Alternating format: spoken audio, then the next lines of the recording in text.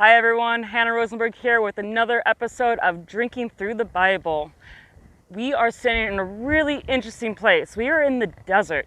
The desert is not just a place that is deserted. This is actually the beginning of life. This is the beginning of the Israelite people. The Israelite people came into the land of Israel for the first time right behind me, where the Jordan River comes, the middle of the African-Syrian Rift Valley, the continental divide between us, where we're standing here in Israel, and Asia. It's a massive divide. You can see the Jordan River going right through, and the Israelite people cross over. What's one of the first cities that they conquer? It's a city right behind me. This is Jericho. Jericho, the lowest city in the world, most likely the oldest city in the world that has been inhabited for a very, very long time. This is an amazing city. A lot of things have happened here besides just the Israelites walking around the city for 7 days, and on the seventh day they blow their trumpets and the walls fall down. On top of that, this is also where Jesus passes through. This is where Jesus comes, and he is coming to heal people. He passes through the city of Jericho, and Zacchaeus he's curious about who this person is, so he climbs on top of a sycamore tree and he listens to Jesus preach. Zacchaeus he's a tax collector, and this changes his whole world. This is also later on where Jesus is going to come back, go to the Mount of Temptations, and be tempted for 40 days and 40 nights. This is a huge thing with history. But let's continue seeing other things that we can possibly look at. Coming over this way, I know it's a little bit hazy, but imagine right behind me, you can see the mountains of Jordan on the other side of our valley. We have the Jordan River in between us, which is pretty much the borderline between us and the Hashmonite Kingdom of Jordan. Again, this is where the Israelites cross over. This is also where Jesus meets John the Baptist. John the Baptist is then going to baptize Jesus for his first time, and he's going to start his whole time preaching. This is also where Elijah is going to go, and he's going to go up in the chariot of fire. We are all very, very, very familiar with that story. But not only that, this location is even more unique. If we walk around this way a little bit more, we are on a major intersection for the ancient world, for the modern world, for everything. If you look at where I'm standing, I'm actually standing on top of bunkers, on trenches, where the Israeli military, after we conquered the land of Israel, we were so afraid that we were going to get attacked by the Arab nations, we put an outpost right here, looking over this major highway, Highway 1 into Jerusalem. Jerusalem, our capital, the concrete home of us. So we put an outpost right here just to make sure everything was safe. This is where the soon-to-be King David ran away from Saul, going into the desert and fleeing. And this is where we finally come back to. So with all of that, come follow me. Let's go down to the Jordan River and continue our story from there. Welcome everyone. We have now got into Qasr El Yehuda, which is the Jordan River baptismal site. This is a beautiful location right here, very peaceful and calm, a little strange though, because no one is here. In our regular tourism season, we have thousands of people coming here every single day. But why are they coming to this location? What makes it so special?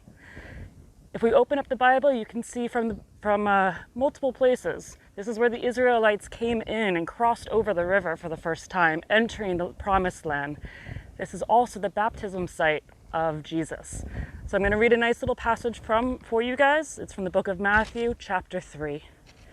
When Jesus came from the Galilee to John at the Jordan to be baptized by him, and John tried to prevent him, saying, "I need to be baptized by you, and you are coming to me." But Jesus answered and said to him, "Permit it to be so now, for thus it is fitting for us to fulfill all righteousness." Then he allowed him. When he had been baptized, Jesus came up immediately from the water, and behold, the heavens were opened to him, and he saw the Spirit of God descending like a dove and alighting upon him. And suddenly a voice came from heaven saying, "This is my beloved Son, in whom I am well pleased." So according to the traditions, this is as accurate as we can get to the spot where this event would have actually happened, in the water that is right here. But more importantly, on top of all of that, we are on the border. We are on the African-Syrian Rift Valley that I was speaking about earlier. On the other side of the hill right over here, you can even see the wooden platforms. That's Jordan. the Hashmonite kingdom of Transjordan. We're in a very peaceful location, but it's only been under Israeli control on this side since '67. And this site was only open to us in 2011 for people to come and enjoy a dip in the water. It looks like it's not so much looking at the Jordan River. It looks like a teeny little stream, but trust me, it changes all over time. Where I'm standing, if we were here in 2013 when I was on guard duty as a soldier, the water was above my head. We even have a little placard over here showing you how high the water was. In the flash floods they get into this region, it changes everything constantly, so this place is always being renovated and changed and cleaned and fixed back up. This is also an area that we're very much in peace. We have peace with Jordan and we're able to communicate very well.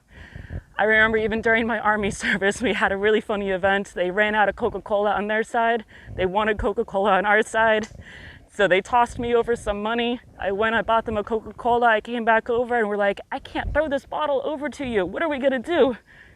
He took one of his people that were getting baptized. I took one of mine, and they met in the middle of this teeny tiny river over here, passed over the Coca-Cola, and he was able to enjoy it. Very much of a peaceful place that we have here. So with that, let's get out of this heat and enjoy a nice cold drink after this. Come join me back in Jerusalem. Hey guys, welcome to Mike's Place. This is the American Sports Bar. You can come here, have a great burger, watch any sport that you want, and enjoy some nice drinks. So right now I'm going to show you how we can make one of our old-fashioned drinks, but with the Israeli twist. So it's really simple. We're going to start off with some silan. Silan is date honey. So instead of using your regular sugar, use a little bit of silan. Fill it in the bottom. On top of that, we're going to add in some bitters. Regular Angostura bitters, you got to add to your preference. I like it a little extra bitter, so I add a little bit more. On top of that, add a little bit of soda water. About 10 milliliters if you want to measure it out, but it doesn't have to be too specific. We're going to give that a nice stir. Nice pasty look with it right now. And then we're going to do the regular old-fashioned on top of that. So add in a little bit of ice each time. A little bit of bourbon. And give it a stir. We're going to do this process a couple times. So these dates are really special. They're Majol dates. They come from Jericho. Jericho is very well known to have date farms all over the place. They are delicious. You just always have to remember to pick the seed out of it. So we did a second time with our whiskey. We're using a wild turkey bourbon. You can use any bourbon you like, but a proper old-fashioned always has bourbon. And we're going to do one more time, filling it now up to the top with ice. A little bit of wild turkey. Give it one more stir. And we got to remember one thing special, because we are talking about Jericho. So those Israelites came over the Jordan River, and the first town they attacked was Jericho. So they went around 1, 2, 3, 4, 5, 6, and on the 7th time, they blew their trumpets, and the walls came tumbling down. Thank you guys. I hope you enjoyed this tour, enjoyed a new cocktail for you to try. Please like, subscribe, and share this with your friends. And keep coming back for more delicious cocktails and lots more facts about the country.